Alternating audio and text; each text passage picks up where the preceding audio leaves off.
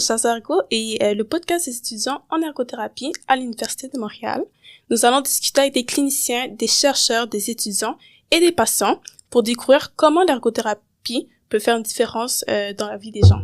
Merci.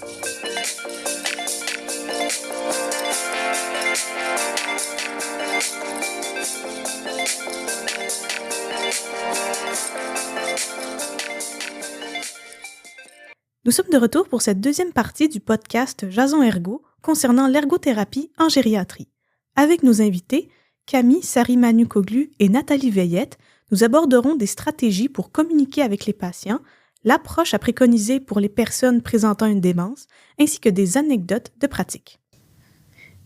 Puis, on a beaucoup parlé là, de communication, on a même mentionné la relation thérapeutique. Qu'est-ce qui se passe, par exemple, dans des cas où il y a des démences? Surtout au niveau de la relation thérapeutique et la communication, il doit y avoir quand même des défis. Donc, c'est quoi l'approche rendue là quand on fait la problématique, c'est la démence chez le patient? Il y a toujours un terrain neutre où la rencontre est possible. Toujours. Même avec une clientèle qui est très, très, très hypothéquée. Puis ça peut être dans les petites choses comme dans les grandes choses. Par exemple, comme ergothérapeute, parfois, je vais intervenir beaucoup auprès des aidants. Je vais outiller les aidants à mieux remplir leur rôle ou du moins à le remplir de façon plus satisfaisante. L'entraînement des aidants peut être, par exemple, de trouver toutes les opportunités possibles de laisser un choix aux patients. Exercer un choix, c'est fabuleux.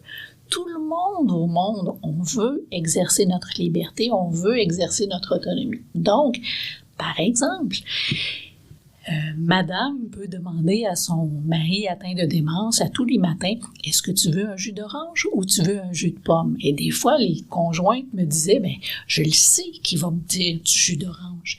Il boit du jus d'orange tous les matins de sa vie. Oui, vous connaissez la réponse, vous l'anticipez. Lui, il se rappelle pas que hier, puis avant-hier, vous lui avez posé cette question-là. Mais ce dont il va se rappeler, c'est que vous lui avez donné le choix.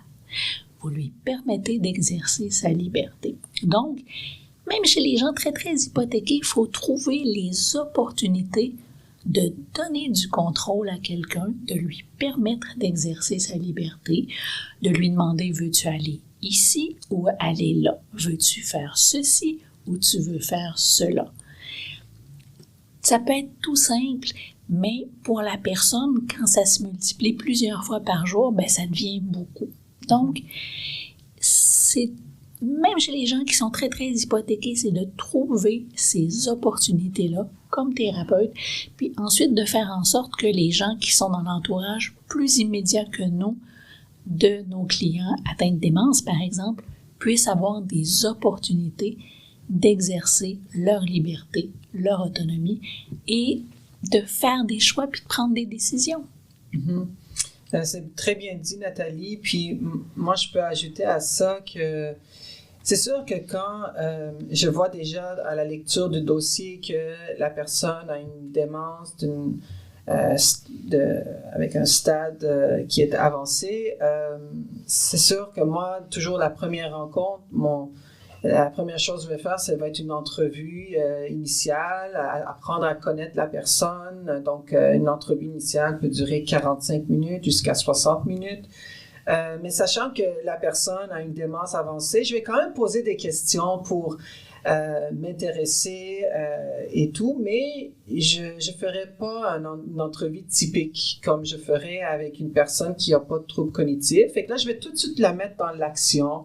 Je vais essayer de voir aussi mais je vais beaucoup m'intéresser à voir dans le passé quels étaient les intérêts de cette personne-là. Puis c'est là où je trouve comme ergothérapeute, on a ce privilège-là, on a déjà ce réflexe-là d'aller chercher les activités signifiantes. Puis moi, je pourrais parler de la danse. Vraiment, là, c'est fou comment même une personne, j'ai plusieurs patientes qui, justement, ils ont une démence qui est avancée. Tu sais, ils se rappellent pas de leur médecin qui visite à chaque jour pendant 3 mois, mais quand cette même personne-là me voit dans le corridor, « Ah, c'est le danseur ». Et la personne se rappelle avoir dansé avec moi, alors qu'elle ne se rappelle pas d'avoir vu le médecin. Et donc, on voit qu'il y a quelque chose qui se passe. Et tu sais, je parle de ça, puis j'ai des chairs de poule, puis ça... Quand je vois ça, ça me donne juste le goût de retourner au travail le jour suivant et de faire ce que je fais. Puis c'est vraiment de la magie. On voit cette mémoire émotive-là qui demeure.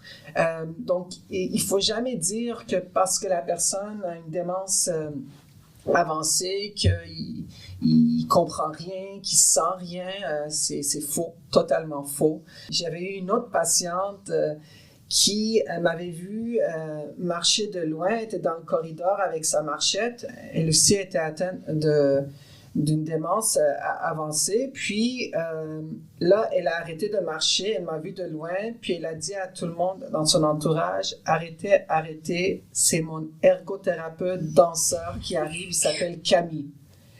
Et moi, j'étais bouche bée.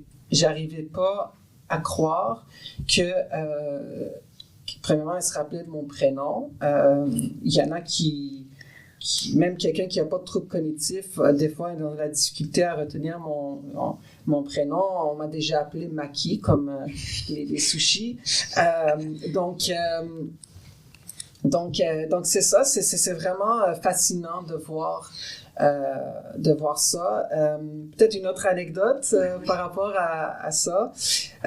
Durant la pandémie, je me rappelle, juste avant le début de la pandémie, je travaillais à l'URFI, à l'unité de réadaptation fonctionnelle intensive. Puis là, je faisais mes groupes de danse sur cette unité-là. Et là, il y a eu la pandémie. Et du jour au lendemain, quasiment tous les intervenants de l'étage, on a pogné la COVID, on était chacun à la maison. Et les patients qui, après, ils ont été transférés sur les autres unités, tout ça. Après un mois, j'étais de retour à l'Institut. Et puis là, je voulais voir les patients que je côtoyais avant la pandémie, est-ce qu'ils sont toujours là, est-ce qu'ils ont eu congé, etc. Et donc, il y avait une dame qui venait souvent au groupe de danse.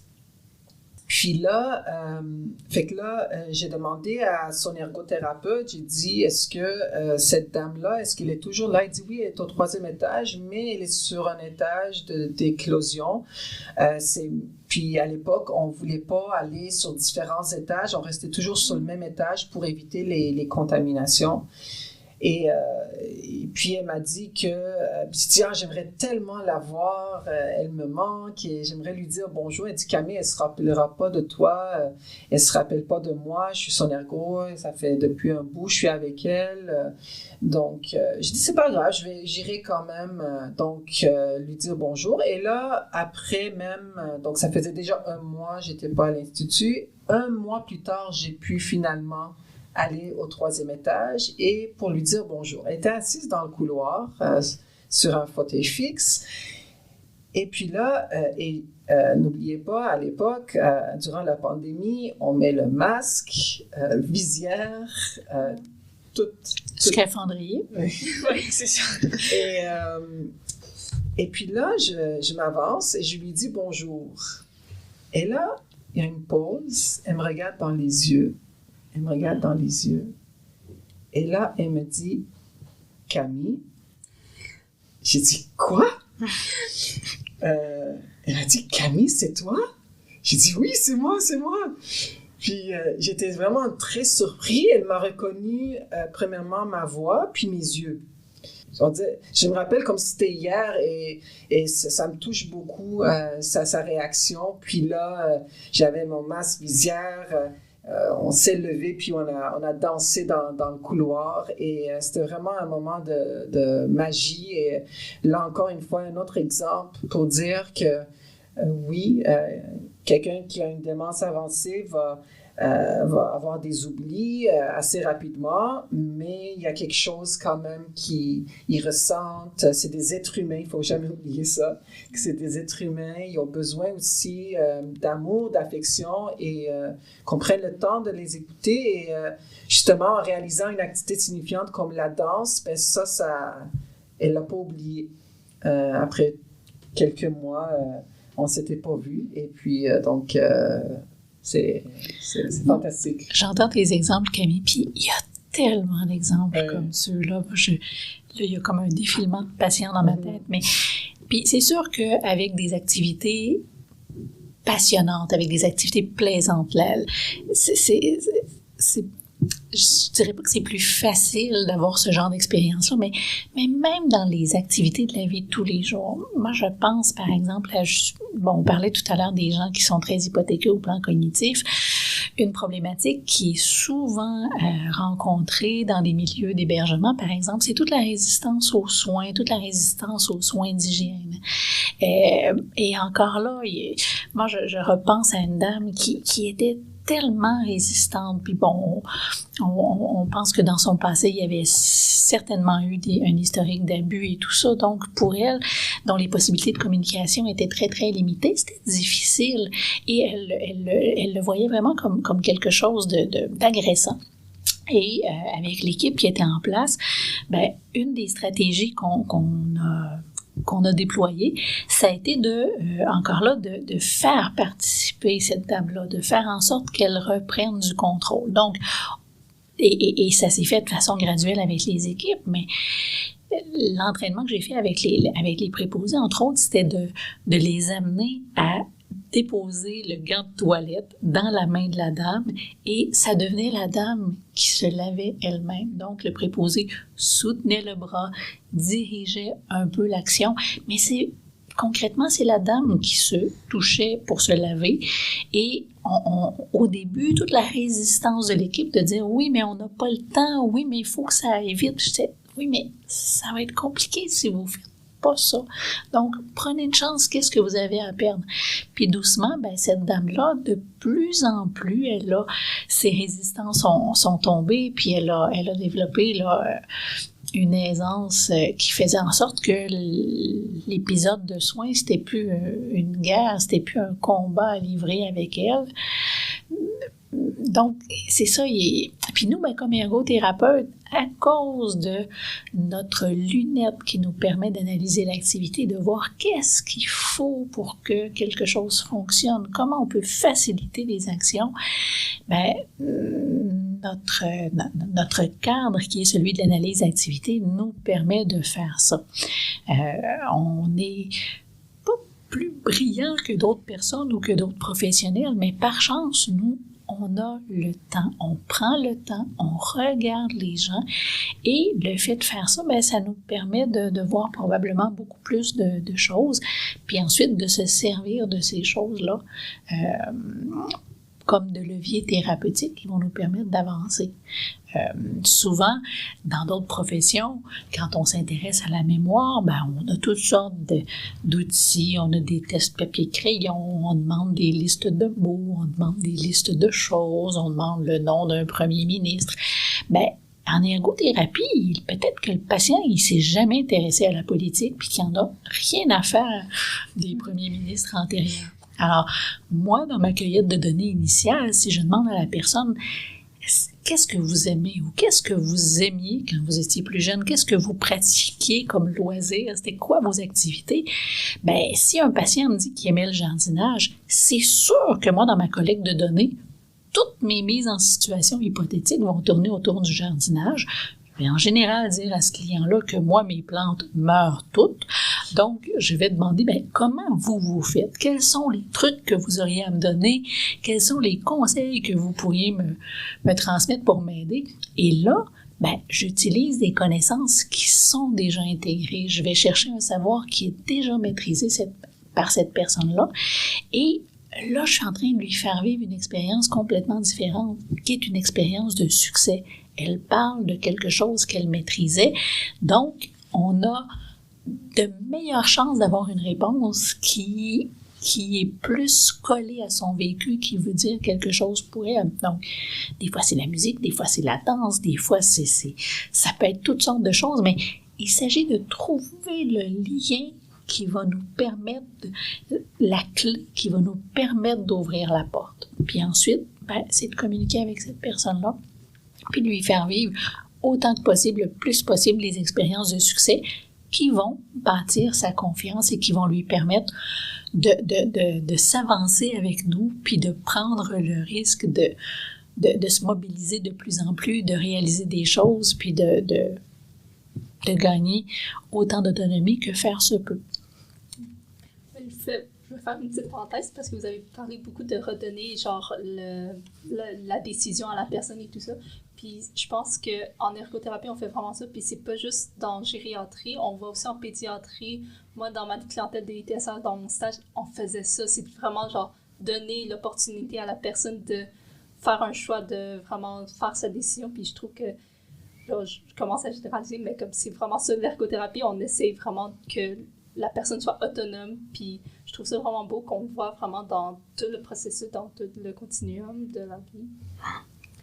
Et ça m'amène même, moi, une question par rapport à ce que tu dis, tu sais, de parler beaucoup de projet de vie. Le projet de vie, souvent, c'est ce qu'on demande aux patients, leurs objectifs, etc.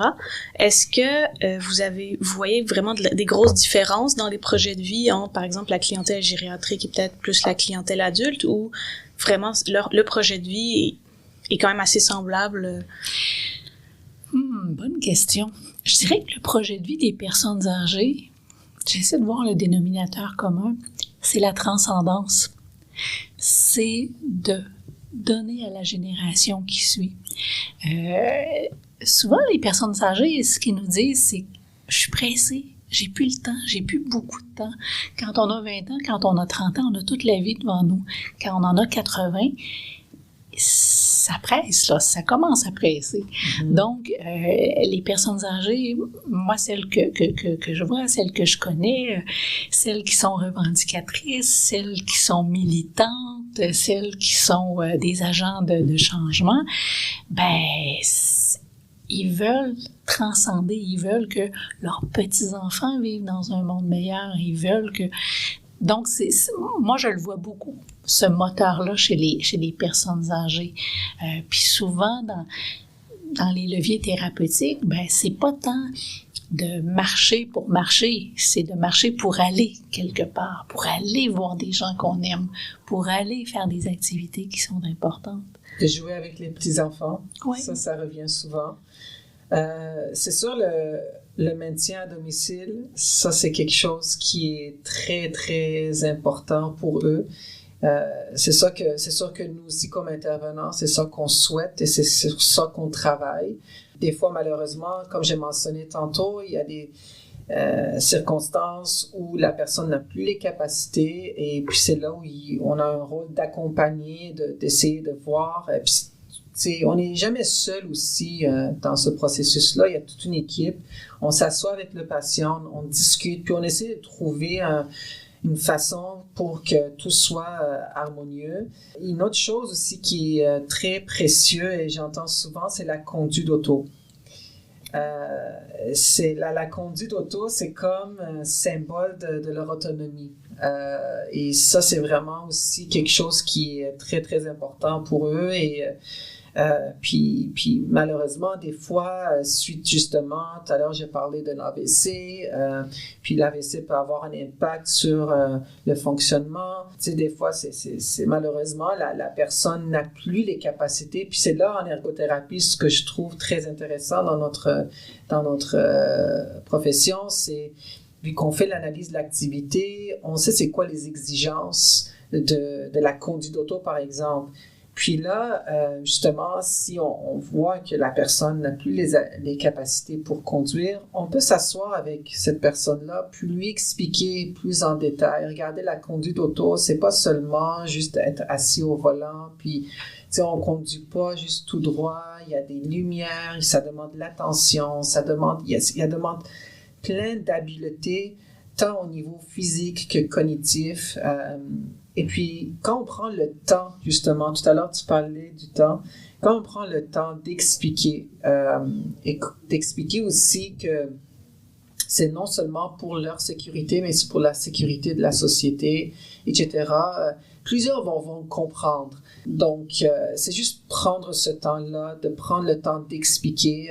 C'est pas seulement dire « Ah, regardez, vous ne pouvez plus conduire », puis on signe une feuille, puis c'est fini. C'est sûr, si c'est fait de cette façon-là, c'est sûr que le patient ne va pas comprendre qu'est-ce qui lui arrive, puis il va être vraiment fâché. Ça va créer juste une atmosphère désagréable.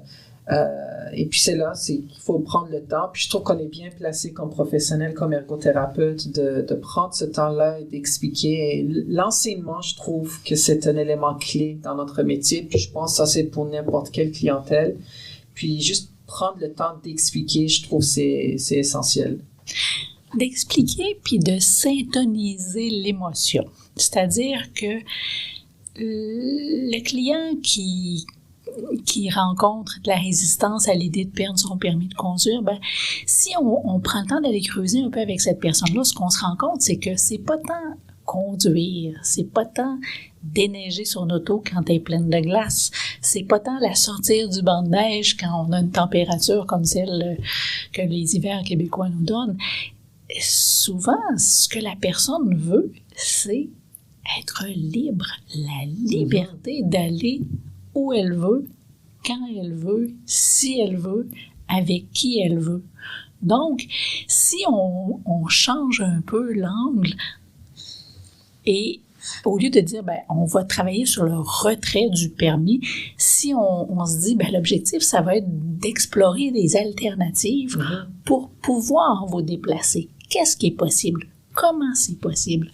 Moi, dans ma pratique clinique, j'ai souvent utilisé cette technique-là où est-ce que je disais aux patients quelque chose comme, écoutez, les gens de votre entourage s'inquiètent un peu à l'idée que vous conduisiez. Et là, souvent, le client me disait, « Ah, mais vous savez, je fais très attention, je conduis pas sur telle route, je conduis pas le soir, je vais pas dans certains quartiers, je fais pas ci, je fais pas ça. » Et là, je laissais le client aller jusqu'au moment où il prenne une pause. Et là, je disais, « Donc, vous aussi, vous la partagez, cette inquiétude-là. Les gens qui sont inquiets autour de vous, ce que je comprends, c'est que vous, si vous prenez toutes ces précautions-là, vous êtes inquiets aussi. » Donc là, on syntonisait la même émotion. Et là, on commençait à travailler ensemble parce qu'on partait du même point de départ qui était « Qu'est-ce que vous craignez de perdre en perdant votre permis de conduire? » Et là, on pouvait avancer. Très bien dit.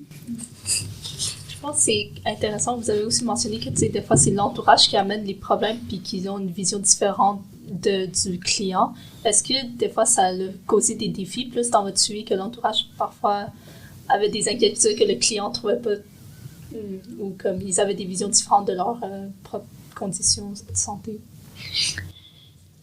Ben, en fait, c'est intéressant que vous posiez cette question-là parce que un des projets de recherche sur lequel je travaille en ce moment avec une équipe, ça porte sur le développement puis la validation d'un outil qui s'appelle Vivre avec les risques, où il y a justement toute la mise en place d'une approche partagée entre le client, les personnes de son environnement, les intervenants. Je dirais que la logique de cette approche-là, c'est un peu comme quand on fait une randonnée en forêt. Hein? Un groupe va jamais avancer plus vite que le plus lent des marcheurs.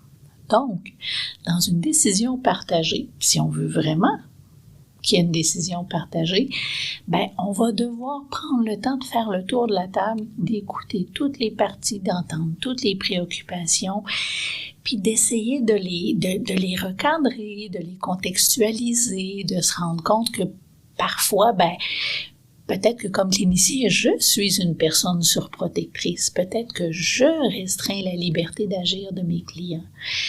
Et quand chacune des personnes autour de la table a la chance de faire cet exercice-là, au moins de s'exprimer, au moins d'être entendu. C'est pas la panacée, ça règle pas toutes les difficultés, mais au moins, ça donne une voix à chacune des parties, puis ça permet de rendre certaines inquiétudes puis certaines préoccupations plus légitimes. Moi, j'ai quand même quelques années d'expérience, puis ce qui est le plus difficile pour les proches, les clients, c'est de ne pas avoir droit au chapitre. Quand on est entendu, quand on a la possibilité de faire valoir ses préoccupations, ça ne veut pas dire qu'à la fin, la décision consensuelle va être exactement celle qu'on aurait voulu.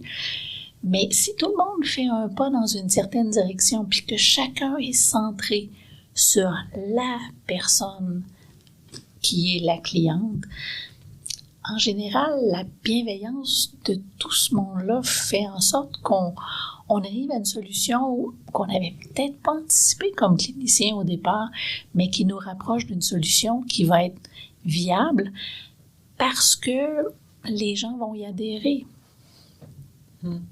Puis oui, je suis tout à fait d'accord avec ce que tu dis. Puis je pense que ce qui est très important et, pour les proches, le patient, c'est le client, d'avoir le droit de parole, de dire ce qu'il y a à dire. Et c'est important aussi que tout se fasse aussi en présence du patient. Comme ça, le même message est entendu par tout le monde. Donc, souvent, on va faire également des réunions de famille où il va y avoir les différents intervenants, il va y avoir le patient et la famille.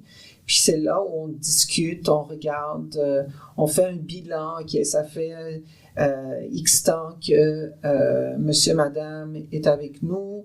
On voit qu'il y a des améliorations, mais il y a des éléments qui demeurent encore difficiles.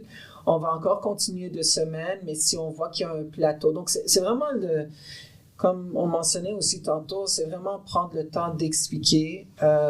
Puis après, il y a comme une façon de trouver une entente et d'essayer de trouver des façons de faire qui va être facile pour tout le monde. Puis des fois, c'est ça, avec notre expérience, des fois, on va poser des questions aux proches qui n'ont pas vraiment anticipé. Et là, j'ai dit, OK, vous dites que monsieur, madame voulait absolument qu'il retourne à la maison, mais est-ce qu'il serait capable de faire ça et ça? Tu sais, je donne comme des exemples concrets sur le plan fonctionnel. Puis c'est là où l'ergothérapeute, je trouve, dans une équipe, il est très utile, c'est parce qu'on a une approche holistique de la personne, puis on voit la personne pas seulement la personne, mais on voit ses occupations dans son environnement, et il y a plein d'éléments qu'on y pense, puis qu'on soulève. Et puis là, c'est vrai que, OK, on n'avait pas pensé à ça. On n'avait pas pensé à ça. Puis là, on regarde, OK, qu'est-ce qu'on pourrait faire?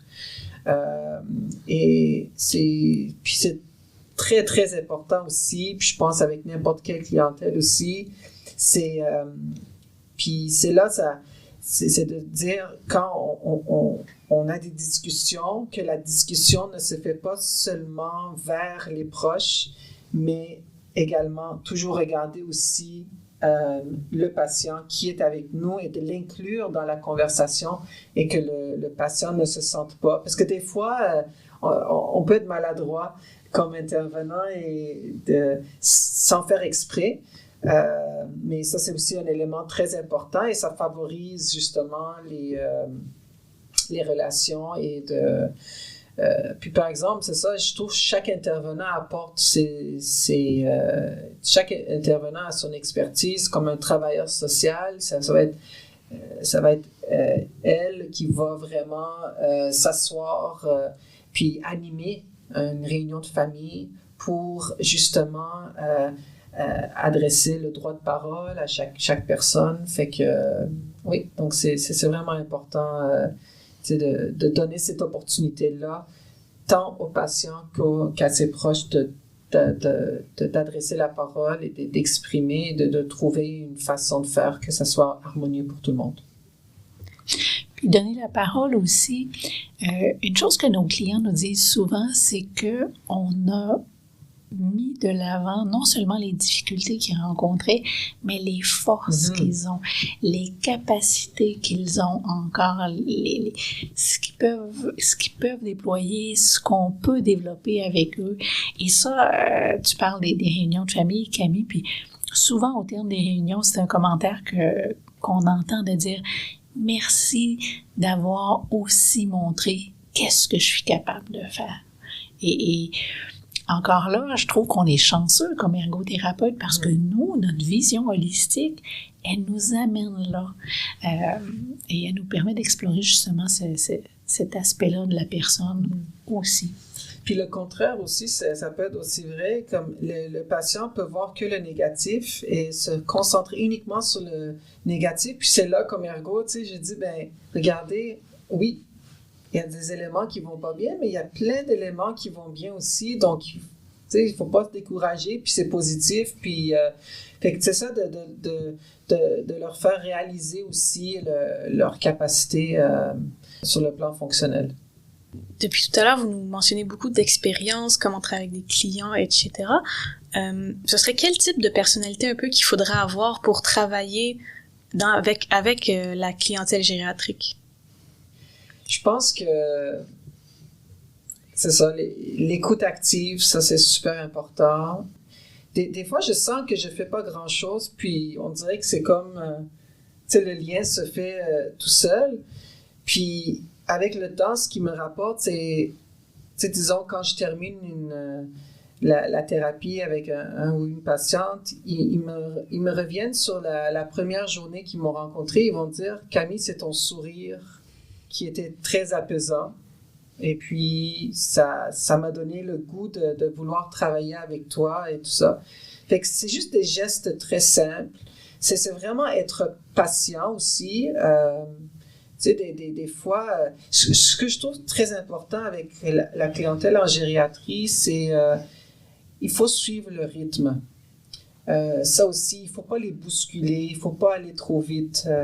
J'ai plein de patients que, tu sais, des fois, ils vont me rapporter, ils vont me dire « Ah, j'aime pas tel intervenant, il va trop vite, tu sais, on dirait que c'est toujours pressé dans le temps, etc. » Ça, on revient au facteur temps, tu sais, de prendre le temps.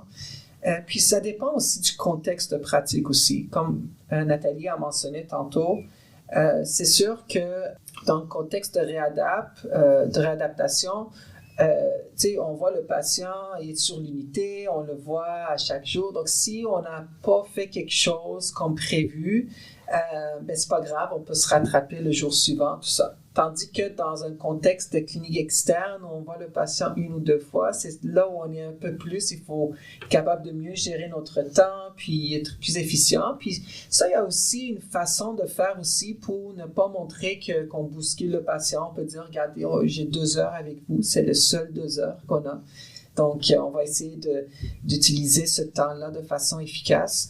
C'est ça, c'est vraiment important de prendre le temps d'être à l'écoute. Moi, j'ajouterais à ça que pour travailler avec la clientèle âgée, il faut être flexible.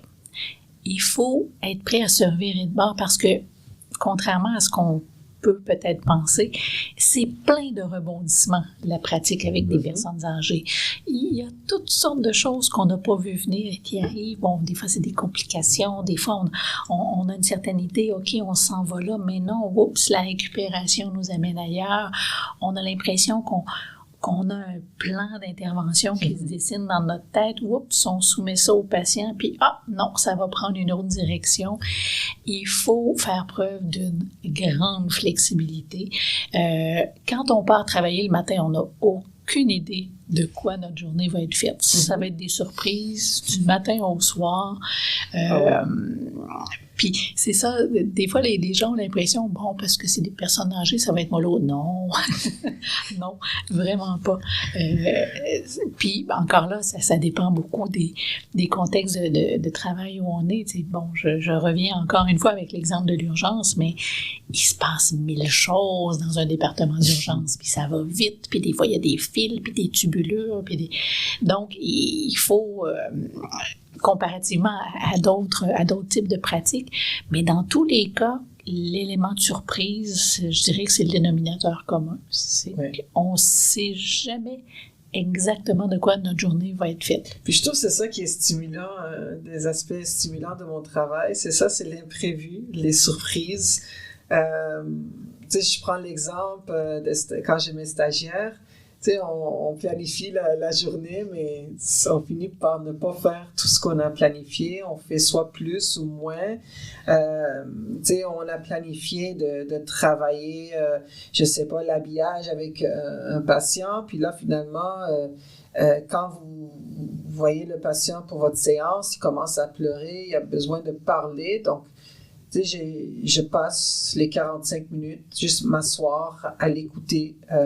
À ce moment-là, c'est ça que la personne avait besoin. Et donc, puis c'est très apprécié par les patients quand ils voient qu'on a cette approche humaine. C'est ça qu'ils ont besoin. J'ai dit au tout début, c'est vraiment simple. Vraiment dans la simplicité des choses. C'est ça que les patients ils recherchent chez n'importe quel intervenant. Donc c'est ça, c'est les imprévus. Ça c'est sûr, ça fait partie de notre travail. Quelqu'un qui a besoin de savoir exactement à 8h10, je vais être au chevet de tel patient, puis à 8h20, je vais être rendu là, puis je vais faire ça, puis je vais... Non. Non. Revisitez vos objectifs de carrière, là, parce qu'en gériatrie, c'est pas comme ça que ça va se passer. Peut-être expérience personnelle pour avoir fait plusieurs clientèles. Je pense qu'en ergothérapie, de manière générale, c'est jamais très on va faire telle affaire à telle heure. Faut toujours savoir. C'est sûr, faut avoir un plan, mais très souvent, ça arrive, on arrive à la séance, puis oups, ça va dans une direction complètement opposée à ce qu'on pensait, mais il faut, comme on dit, go with the flow. Peut-être pour un petit mot de la fin, parce que ça fait déjà 1 heure qu'on parle. Oh, wow! Ouais, ça passe vite. Mais c'est quoi le conseil que vous donnerez à des étudiants en neuro qui hésitent à aller à travailler avec des personnes âgées ou qui viennent juste de commencer à travailler avec cette clientèle? C'est des petits conseils ou... En fait, ça résume un peu tout ce qu'on a dit durant la rencontre. C'est vraiment une belle clientèle. J'ai tellement d'admiration. Ces gens-là m'inspirent quotidiennement. Récemment, j'ai eu une patiente qui avait besoin de l'aide pour les transferts, c'est-à-dire s'asseoir, se lever, etc. Et quand je fais les groupes de danse, puis là, la personne se lève seule et commence à danser sans appui et danse de gauche à droite. Et là, tous les intervenants, ils voient ça, puis on est tous impressionnés par l'impact de l'activité signifiante sur le fonctionnel. Puis quand cette personne-là vient me voir pour me dire « merci beaucoup », c'est grâce au groupe de danse que maintenant je suis capable aussi de faire mes autres activités parce que ça m'a donné confiance à voir que j'ai une confiance en soi que j'avais pas avant et j'avais toujours peur de tomber, etc. Mais la danse m'a permis de justement de me faire confiance et de faire mes autres activités. Et ça, c'est ça mon salaire. Je peux pas demander plus.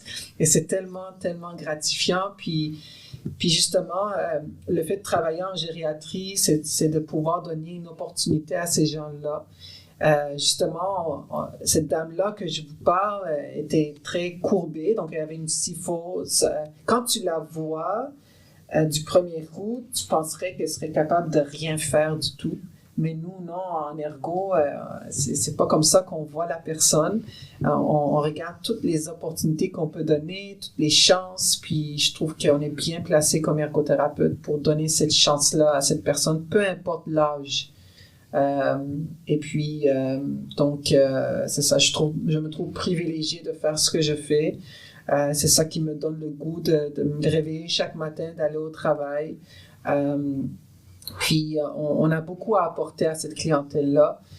Puis, il faut se dire aussi qu'être une personne âgée, c'est pas fin de vie. Quelqu'un qui prend sa retraite à l'âge de 65 ans, par exemple, il peut vivre 30 ans après sa retraite. Donc, il y a encore beaucoup de choses à vivre. Donc, il faut jamais abandonner. Il faut rester aussi très réaliste aussi ça c'est un point aussi très très important. C'est sûr que c'est pas toujours la vie en rose, tout se passe pas super bien, mais juste être là, accompagner ces gens-là dans les moments difficiles, je trouve que c'est un privilège. Moi, je trouve que c'est un privilège de travailler avec cette clientèle-là. En fait, ce que je dirais à un étudiant qui hésite à aller travailler avec cette clientèle-là, c'est vous allez changer des vies. Vous allez vraiment changer des vies. Puis vous allez faire la différence.